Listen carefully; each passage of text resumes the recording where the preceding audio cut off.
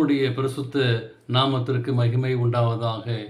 இந்த காலவேளை உங்கள் அனைவரையும் ஆண்டவராகிய இயேசு கிறிஸ்துவின் இன்ப நாமத்தில் உங்களை அன்போடு வாழ்த்தி வரவேற்கிறேன். இந்த நாளிலே அநேகருடைய வாழ்க்கையிலே மிகவும் சமாதானம் இல்லாமல் காணப்படுகிறார்கள். இந்த பூமியிலே வாழும்போது சமாதானம் இல்லாமல் வாழ்ந்து கொண்டிருக்கிற பிள்ளைகளுக்கு தேவன் நமக்கு சமாதானத்தை தருகிறார். இந்த நாளின் செய்தியாக கிறிஸ்துவின் சமாதானம்.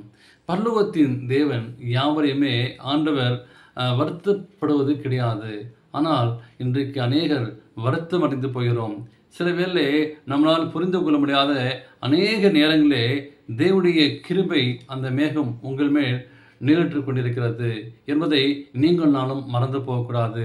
எல்லா இக்கட்டிலும் அங்கே யோபு சொல்கிறார், கர்த்தர் கொடுத்தார், கர்த்தர் அடையார், அப்படி நாமத்திற்கு சோத்திரம் என்பதே அந்த இருதயத்தின் வார்த்தைகளாக நம்முடைய வார்த்தையில் இருக்க வேண்டும். யோபு சொன்னவனமாகவே அங்கே ரோமர் 8:27 வாசிக்கிறோம். தேவனிடத்தில் அன்புகளுக்கு சகலமும் நன்மைக்கு ஏதுவாய் நினைக்கிறது. தேவனிடத்தில் அன்பு கூறும்போது ஆண்டவர் அதை சமாதானமாய் மாற்றி தருகிறார். ஆண்டவர் அதை நன்மையாய் மாற்றி தருகிறார்.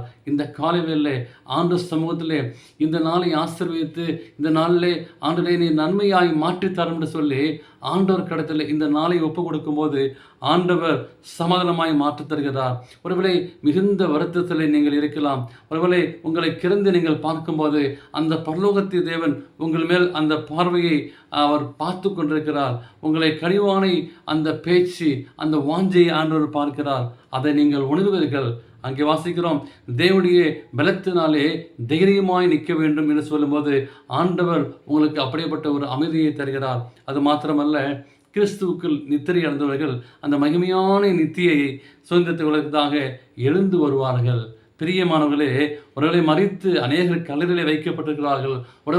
உடல் ரீதியாக அவர்கள் ஒருவேளை குறைகளாக இருக்கலாம். ஆனால் இயேசு கிறிஸ்து வெகு சீக்கிரம் வரப்போகிறார். உங்களுடைய வாழ்க்கையிலே கண்ணீர்கள், கஷ்டங்கள், சமாதானம் இல்லாமல் இருக்க வாழ்க்கும் போது அந்த இயேசு கிறிஸ்து சீக்கிரம் வரும்போது அவர்கள் மேல் இருந்த இந்த சுருக்கங்கள் கூட மறைந்து போயிருக்கும் என்று சொல்லி நாம் வாசிக்கிறோம். தேவன் அப்படிப்பட்ட ஒரு மகத்துவமான தேவன். அந்த இயேசு கிறிஸ்து சீக்கிரமாய் உயிர்த்தெழுந்து அங்கே பரலோகத்தில் சென்றுள்ளார். அந்த இயேசு கிறிஸ்து சீக்கிரமாய் வரப்போகிறார். அவரை நான் சந்திக்க ஆயத்தமாக வேண்டும். எங்களுக்கு பிரியமான அன்பான விசுவாச பிள்ளைகளே, அந்த இயேசுவை காண வேண்டும், இயேசுவை பார்க்க வேண்டும்.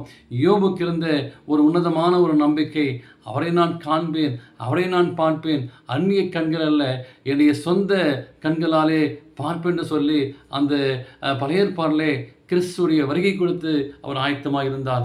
இந்த வாழ்க்கையிலே நீங்கள் நாளும் அவரை பார்க்க வேண்டும். கிறிஸ்துவை முழுமையாக நீங்கள் விசுவாசிக்க வேண்டும். அவர் உங்களை ஒருபோதும் கைவிட மாட்டார். ஏனென்றால் கிறிஸ்துவின் சமாதானம் உங்கள் இருதயங்களை ஆளக்கடுவது. அவர் உண்மையாக இருப்பதனால் இந்த ஆசீர்வாதத்தை நாம் பெற்றுக்கொள்வோம். நீங்களும் உண்மையாக இருங்கள். பலவீனமான இருக்கிற உங்களுடைய கரத்தை அவர் தன்னுடைய பலத்த கரத்துக்குள் ஒப்புக்கொடுங்கள். உங்களை பலப்படுத்துவார். உங்களுக்கு ஆறுதலையும் சமாதானத்தையும் இந்த காலவெல்லே தேவன் தர கிருபை செய்வாராக. அப்படிப்பட்ட ஆசீர்வாதத்தை பெற்றுக்கொள்ள தேவ சமூகத்திலே உங்களை ஒப்புக்கொடுங்கள். தேவன் தாமே உங்களை ஆசீர்வதிப்பாராக. ஆமேன்.